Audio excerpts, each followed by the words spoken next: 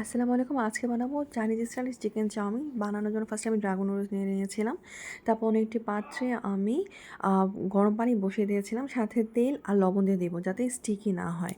তারপর এখানে আমি চিকেন কিউব করে রেখেছিলাম। তো সেখানে আমি লবণ, সয়া সস দিয়ে আর অল্প করে হচ্ছে মরিচের গুঁড়ো আর আদা রসুনের বাটা দিয়ে আমি সেটাকে একসাথে মিক্স করে রেখে দেবো। তারপর দেখুন নুডলসের পানির বলক চলে আসছে। তারপর আমি যে নুডলসটা ভেঙে রেখেছিলাম সেটাতে দিয়ে দিব, দিয়ে স্ট্রেন করে ফেলবো।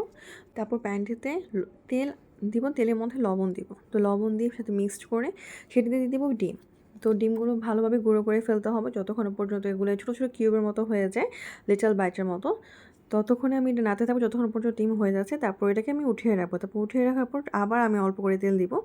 বাকি যে চিকেনগুলো আমি মেরিনেট করে রেখেছিলাম সেগুলো আমি এগুলোর মধ্যে ভাজবো। তার জন্য আমি এটা দিয়ে দিব তেলের মধ্যে। তো ভালোভাবে ভাজা যতক্ষণ পর্যন্ত চিকেনটা ভাজা হচ্ছে ততক্ষণ পর্যন্ত ভালোভাবে মিক্স করতে হবে। যখন দেখবো চিকেনটা পুরোপুরি হয়ে গিয়েছে তখন আমি এটাকে ভেজে অন্য একটি বাটিতে উঠিয়ে রাখবো।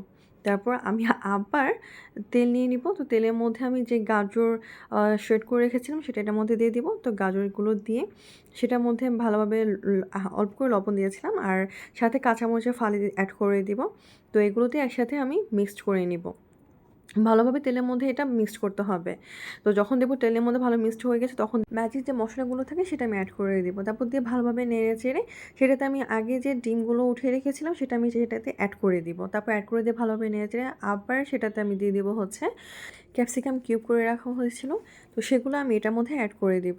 তো অ্যাড করে দিয়ে এটা পরে দিতে হবে যাতে এটা টেক্সচারটা ভালো থাকে। এবং তারপর আমি এটাকে আবার নেড়ে দিব। তো নেড়ে দেওয়ার পর যে আগে চিকেনগুলো আমি ভেজে রেখেছিলাম তো সেটা এটার মধ্যে অ্যাড করে দিব। সাথে দিব হচ্ছে টমেটো সস, তারপর দিব হচ্ছে ওয়েস্টার সস, আর সাথে দিব হচ্ছে সয়া সস। যে লাইট সয়া সসটা ছিল সেটা আমি 2 চামচ করে এটার মধ্যে অ্যাড করে দিব। সেটা সবার টেস্ট অনুযায়ী অ্যাড করতে হবে। তো দিয়ে তারপর আবার নেড়ে চেড়ে ভালোভাবে এটার মধ্যে দিয়ে দিবে হচ্ছে লবণ। আর চাইনিজ সল্ট না দিলে কি সেটা মজা লাগবে? অবশ্যই না। তো সাথে আমি অ্যাড করে দিব হচ্ছে অল্প করে চাইনিজ সল্ট এবং লবণ। তো ভালোভাবে মিক্সড করে যখন দেখব যে পুরোপুরি হয়ে গেছে এবং ঠিক যখন দেখব পুরোপুরি হয়ে গেছে তেলে উপরে উঠে এসে ভাজা ভাজা হয়ে গিয়েছে, তো তখন আমি এটার মধ্যে অ্যাড করে দিব হচ্ছে আগে যে স্ট্রেন করে রেখেছিলাম যে নুডলসটা সেটা এটার মধ্যে আমি অ্যাড করে দেব।